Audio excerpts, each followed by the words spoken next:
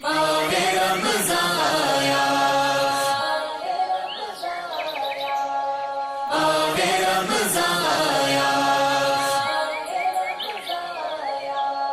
ماہ رمضان آیا، ماہ رمضان آیا، ماہ رمضان آیا، ماہ رمضان۔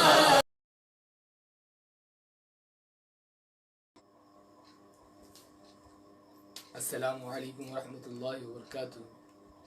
بسم اللہ الرحمن الرحیم، الحمد للہ رب العالمین، والعاقبۃ للمتقین، والصلاۃ والسلام علی سید الانبیاء والمرسلین وعلی آلہ وصحبہ اجمعین، اما بعد، فقد قال اللہ تبارک وتعالی فی القرآن الکریم، اعوذ باللہ من الشیطان الرجیم، بسم اللہ الرحمن الرحیم، یا ایہا الذین آمنوا کتب علیکم الصیام کما کتب علی الذین من قبلکم لعلکم تتقون۔ صدق اللہ العلی العظیم وبلغنا رسولہ النبی الکریم ونحن علی ذلک لمن الشاہدین والشاکرین والحمد للہ رب العالمین۔ قال اللہ تبارک وتعالی فی شأن حبیبہ الکریم، ان اللہ وملائکتہ یصلون علی النبی یا ایہا الذین آمنوا صلوا علیہ وسلموا تسلیما۔ اللہم صلی علی سیدنا و شفیعنا و نبینا و حبیبنا مولانا ملجانا محمد صلی اللہ علیہ وسلم وبارک وسلم، صلو علیہ صلاۃ و سلام علیک یا رسول اللہ صلی اللہ تعالی علیہ وسلم۔ معزز ناظرین، اللہ تبارک و تعالیٰ کا بے انتہا شکر احسان ہے کہ اللہ تبارک و تعالیٰ نے محض اپنے فضل و کرم سے اور حضور نبی اکرم صلی اللہ تعالیٰ علیہ وسلم کے صدقے ہم تمام کو ماہ رمضان مبارک کے 23ویں روزے کی سحری کی توفیق عطا فرمائی۔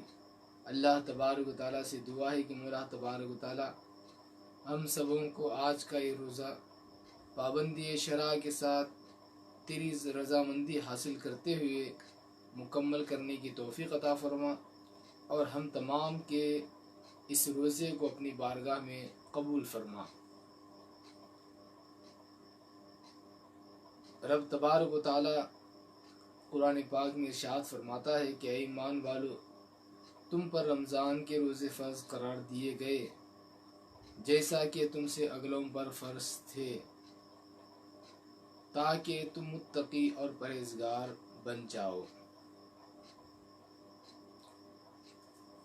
روزے کے ذریعے رب تبارک و تعالیٰ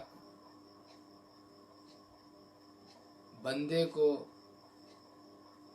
تقوی کی دولت سے مالا مال فرماتا ہے کہ اگر بندہ روزہ رکھ لے تو رب تبارک و تعالیٰ بندے کو روزے کے عوض تقوی کی دولت، روزے کے ذریعے پاکی اور صفائی کی نعمت عطا فرماتا ہے۔ یہ اس کا بڑا شکر و احسان ہے۔ رب تبارک و تعالی بندوں سے یہی چاہتا ہے کہ بندے سدھر جائیں، نیک بن جائیں، متقی اور پارسا بن جائیں۔ جو شخص نیک بن جاتا ہے، متقی اور پرہیزگار بن جاتا ہے، وہ رب تبارک و تعالیٰ کا محبوب بندہ بن جاتا ہے۔ تقوی جو اختیار کرے، اللہ سے ڈرے، خوف و خشیت اپنے دل میں پیدا کر لے، خدا کی محبت اس کے دل میں پیدا ہو جائے، تو وہ بندہ رب تبارک و تعالیٰ کا پیارا بن جاتا ہے۔ رب تبارک و تعالیٰ بھی اس بندے سے محبت فرماتا ہے، کیونکہ جیسا کہ روایت میں آتا ہے، فرماتے ہیں کہ من کان للہ کان اللہ لہو، جو اللہ کے لیے ہو جاتا ہے، یعنی جو اللہ کا ہو جاتا ہے اللہ اس کا ہوتا ہے، جو اللہ کا ہو جاتا ہے اللہ اس کا ہو جاتا ہے۔ تو رب تبارک و تعالیٰ کا بندہ اگر محبوب بن جائے تو رب تبارک و تعالیٰ بھی اس بندے کو پسند فرماتا ہے، اس بندے کو چاہتا ہے۔ رب تبارک و تعالیٰ جب بندے کو چاہتا ہے تو یہ بندے کی خوش قسمتی ہوا کرتی ہے۔ آئیے ہماری گفتگو جو کل یحییٰ بن معاذ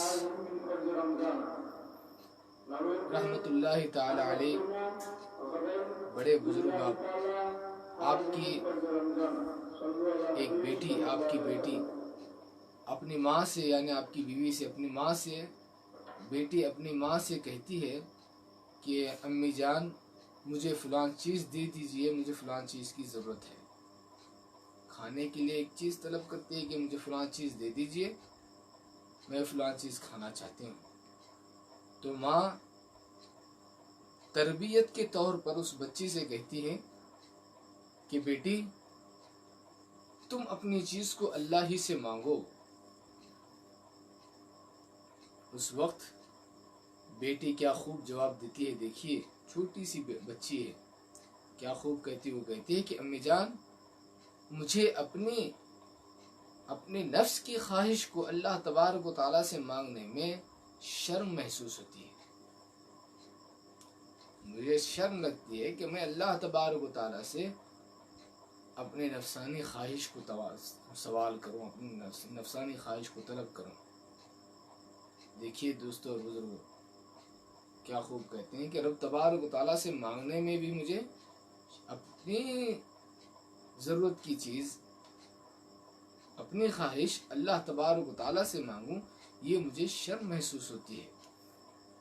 پھر وہ بچی کیا خوب کہتی ہے، دیکھیے وہ کہتی ہے، وہ لڑکی کہتی ہے اپنی ماں سے کہ امی جان آپ بھی جو کچھ مجھے دیں گی وہ اللہ ہی کی عطا کردہ چیزوں سے آپ مجھے دیں گی، رب تبارک و تعالیٰ ہی کی دی ہوئی چیزوں سے آپ دیں گی، آپ اپنی چیزیں نہیں دیں گی، بلکہ رب تبارک و تعالیٰ نے جو آپ کو عطا کی ہیں انہی چیزوں میں سے آپ مجھے دیں گی، اور رب تبارک و تعالیٰ نے جو چیز میرے نصیب میں رکھی ہے اسی چیز کو آپ مجھے دیں گی، وہی چیز مجھے آپ دیں گی، اس کے علاوہ اور کچھ نہیں ہے، لہٰذا آپ ہی مجھے دیں دیں۔ اللہ اکبر۔ دوستو اور بزرگوں ماں کی تربیت بھی کیسی ہے اور بچی کی سمجھداری بھی کیسی ہے، اس پر قربان جائیے۔ ماں کی تربیت بھی اعلیٰ اور بچی کی ذہانت بھی ماشاء اللہ۔ تو یہ چیز ہمارے لیے ضروری ہے کہ ہم اپنی زندگی میں سوچیں۔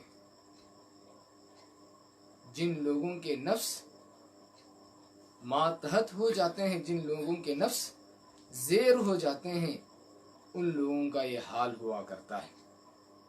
اسی طرح ایک حضرت داتا گنج بخش علی ہجویری رحمت اللہ تعالی علیہ آپ فرماتے ہیں کہ ایک مسافر کو میں نے دیکھا جو صاحب مرتبہ مقام تھا، صاحب مرتبہ مقام بزرگ، وہ سفر کی صعوبتیں اٹھاتے ہوئے جس کے چہرے پر بھوک کے آثار نظر آ رہے تھے، وہ اللہ کا نیک بندہ، وہ اللہ والا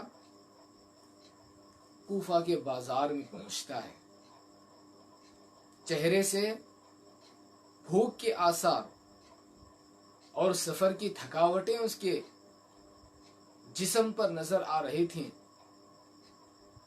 نقاہت سے کمزور وہ شخص بازار میں پہنچ کر آواز دیتا ہے۔ کیا آواز لگاتا ہے؟ کہتا ہے کہ اس چڑیا کے لیے، اس چڑیا کے واسطے مجھے کھانے کے لیے کوئی چیز دے دو، اس چڑیا کے لیے مجھے کھانے کوئی چیز دے دو۔ لوگ حیران ہوتے ہیں کہ یہ کس قسم کا سوال کر رہا ہے، اس کے سوال کا انداز عجب ہے، لوگ حیران ہوتے ہیں، لوگ کہتے ہیں کہ اے شخص تو یہ کیا تماشا بنا رکھا ہے کہ تیرا طریقہ ہی جدا ہے، تو کہہ رہا ہے کہ اس چڑیا کے لیے مجھے کوئی چیز دے دے۔ سوال تو کرنے والے اس طرح کیا کرتے ہیں کہ اللہ کے نام پر کچھ دے دو یا حضور کے نام پر کچھ دے دو، سوال کرنے والے اس طرح کہا کرتے ہیں، اس طرح کیا کرتے ہیں، لیکن اس کے برخلاف تو یہ کہہ رہا ہے کہ اس چڑیا کے لیے مجھے کچھ دے دو۔ وہ اللہ کے نیک بندے ارشاد فرماتے ہیں کہ دراصل بات یہ ہے کہ دنیا حقیر چیز ہے، دنیا حقیر چیز ہے، اور حقیر چیز طلب کرنے کے لیے اعلیٰ نام لینے میں مجھے شرم آتی ہے۔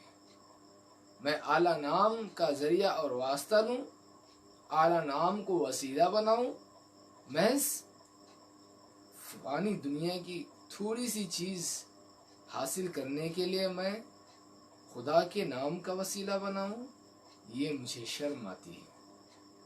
اللہ اکبر۔ دوستو اور بزرگوں، دیکھیے کیسے اللہ والے گزرے، کیا حال تھا، ڈر خوف دیکھیے آپ ان کے دلوں میں کیسا تھا کہ انہوں نے اللہ کے واسطے کچھ دے دو، یہ بات بھی ان کو گوارا نہ ہوئی کہ اللہ کے نام پر یا اللہ کے واسطے کچھ دے دو یا اللہ کے لیے کچھ دے دو، کیونکہ میں کس چیز کو طلب کر رہا ہوں؟ کہتے ہیں کہ